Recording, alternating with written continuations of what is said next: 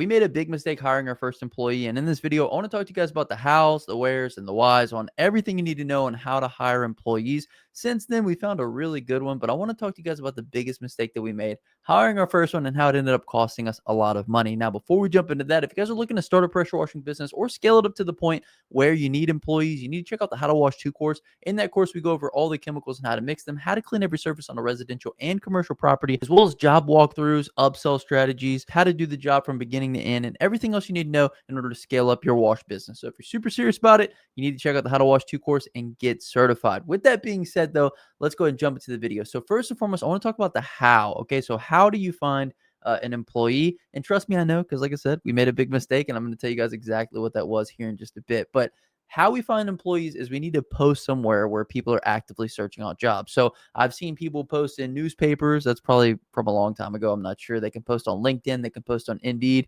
and any other basic platform that offers a way to find employees. My personal favorite for this specific type of work is Indeed. I have found some employees on LinkedIn. Those are typically, in my personal opinion, those have been more white collar positions. For more blue collar or local positions, I would highly recommend Indeed over LinkedIn. And Indeed has its own, pros, as LinkedIn also has pros. LinkedIn, you can actually see the person's profile. You can click through and see what they look like and things of that nature. Indeed doesn't offer some of those same benefits. So for us, we used Indeed to find our first employee. Now, when you create an account on Indeed, you're going to want to create one that is actively seeking out people to work for you. And whenever you do this, you're going to then need to create a job posting. So one of the things that I like to do with regards to my job postings is I try to make them as realistic as possible. Okay. The more straightforward you are with these job postings and the more upfront you are, the less turnover you're ultimately going to have, because you want people to know what they can expect when they're doing the job.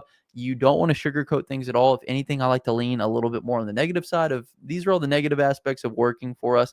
Now, there are benefits and positives, which I do highlight, but you want to make sure that people know when they take on this position, what it is that they need to expect, or you are going to have a lot more turnover on the back end. So first things first, we're going to create our job posting. We're going to add in all of the realistic things that they can expect with this job posting, as well as some of the benefits, because there are benefits working for a local company, and we want to make sure that we highlight those things as well. So once you've created this job posting, I then sponsor the job post. So I don't really cheap out when it comes to anything, and I especially don't cheap out when it comes to finding employees. I don't want this listing to be buried in all the other listings on Indeed, so I pay to boost it out. When you pay to boost it out, you also get some extra benefits and extra perks with regards to sorting functionalities within Indeed, and just any other features that they offer with regards to having a premium job listing. So I highly recommend spending a little bit of extra money, getting this listing in front of as many people as possible, because then you're going to open yourself up to having as many good candidates as possible reaching out to try to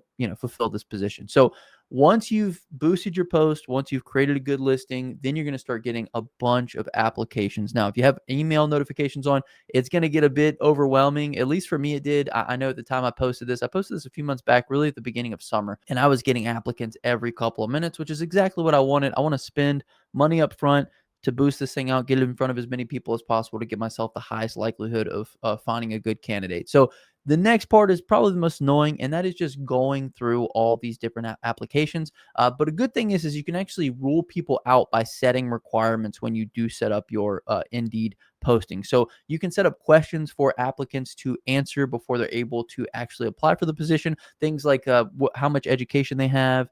Do they have a driver's license? Are they willing to take a drug test? What experience do they have in the field that you're offering the position in? And even like reasons why they may be a good fit. And basically, these questions allow you to pre-qualify everybody who is applying and ultimately filter them out based upon their answers to those questions, because you can set a standard. So let's say, for example, education. I want somebody who's a college graduate. I can set that as a necessity. I can also set, someone who has a driver's license as a necessity, and anybody who doesn't answer those questions in the way that I want them to be answered, or answered them with, what I deem as the standard for my company, they will then have kind of a negative mark on their profile. And then Indeed will kind of sort those people out for me. So you want to make sure that you ask pre-qualifying questions so that way people can qualify themselves to you and why they'd be good for the position, but also so that way they have to meet a standard in order for you to call them. So once you've kind of filtered people out into a couple different buckets based upon the questions you've asked, you then can start deciding on who you're going to call based upon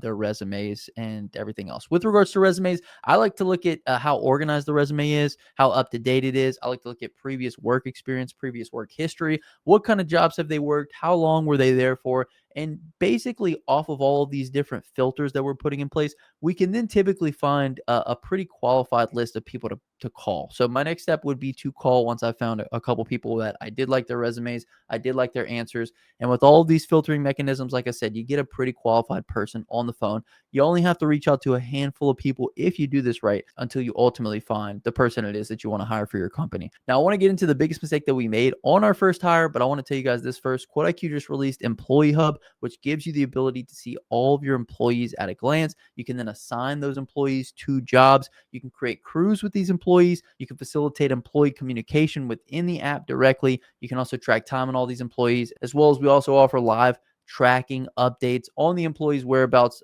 throughout the day so that we can keep tabs on where they're at, what job they're at, and their pacing as well. So if you guys are thinking about adding employees to your team or you already have a team of employees, be sure to check out QuoteIQ's new Employee Hub feature, and it's going to be an absolute game changer for managing those employees. It'll be the second link in the comment section and description. You can try it for absolutely free right now for 14 days. Now, I want to get into the big mistake that we made. What was it, Justin? Well, we hired our first guy, right? I went through that whole list of things that I told you guys about, all of my ways of kind of pulling out bad seeds, bad eggs, if you will. We hired our first guy the day before a massive commercial job that we really needed help on. And this guy actually knew that we were doing a large commercial job and that we absolutely needed help on this job. Let's go ahead and get into where I went wrong at. So we set up multiple calls. I found this guy. I called him the first time. I liked the way he sounded. I then set up a second call to let him know that we would be going with him. We'd be kind of giving him a test run. And then I told him that we were going to set up a third call a day before just to make sure that he was prepared and he was still on board with working with our company. Through all three calls, I got the green light all the way through, right? He was like, yeah, I'm ready to go. This sounds good. I want the job. I've got everything ready. And then the day of the job, he was a no-show. Not only was he a no-show, he was a no-show. He was a no text. He didn't show up late. He just didn't show up at all. So my three calls did absolutely nothing to screen out somebody who was going to set us up to be high and dry on this large commercial job.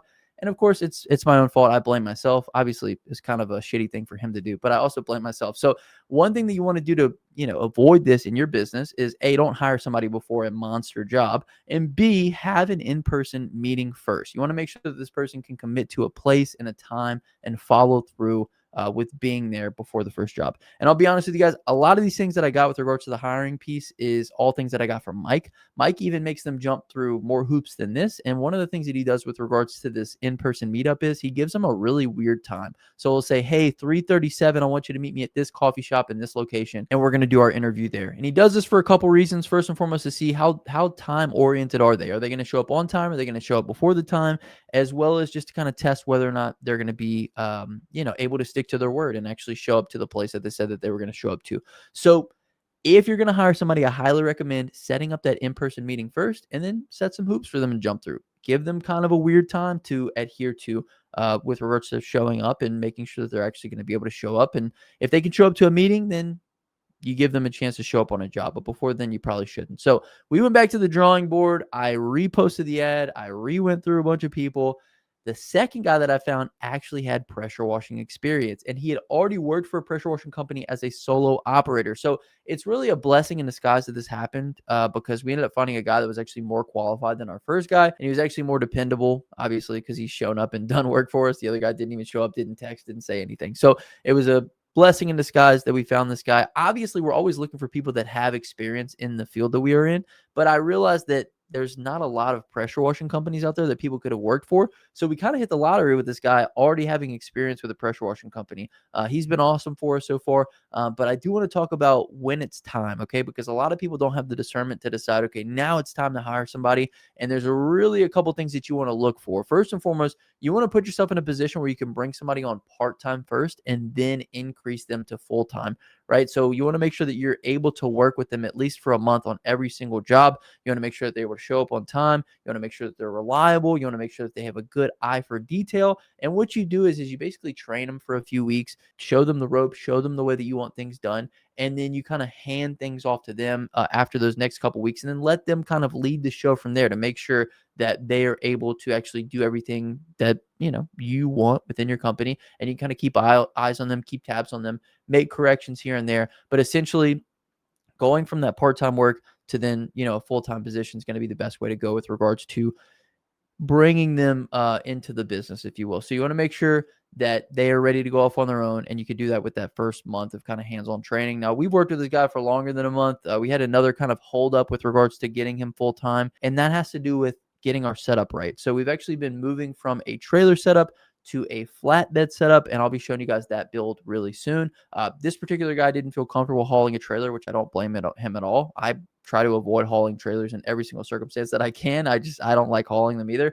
And so in the case of having a trailer, you also need to have a vehicle for that person. They have to be comfortable with the trailer, and then you also need insurance on them. So for us, it was just a better idea to go with a flatbed build out. I'm going to be showing that to you guys soon. The flatbed is more capable. It's easier to maneuver, and our guy feels comfortable actually driving it. So this is all the advice that I have for you guys with regards to hiring. If you guys are thinking about hiring somebody, and let me know down below. If you have other tricks and tips with regards to hiring, let me know that down below as well. But if you made this far in the video, comment down below hire. I'll hashtag your own. My name is Justin, forever self-employed. Till next time, hustle hard. Get that money, baby.